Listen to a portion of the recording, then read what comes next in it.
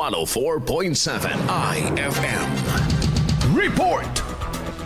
Mariing itinanggi ng pamunuan ng Minor Basilica of Our Lady of Manaoag ang kumakalat na solicitation letters na gumagamit ng logo at pangalan ng simbahan upang makalikom ng pera. Sa inilabas na abiso ng simbahan, walang katotohanan na naturang sponsorship letter dahil may rektor na namumuno sa mga tatanggap na donasyon para sa mga proyekto sa simbahan. Nakasaad sa peking dokumento na ilalaan para sa pagsasaayos ng altar, korona, roba at ilan pang kagamitan ng imahen na may kalakip na perma ng isang parish coordinator. Apila ng simbahan na huwag basta-basta maniniwala sa mga dokumento na nanghihingi ng pera upang maiwasang ma-scam. Kasama mo mula dito sa IFM Dagupan, ito si Idol Jam Victorio. Tatak, IFM. IFM News. IFM News. IFM News.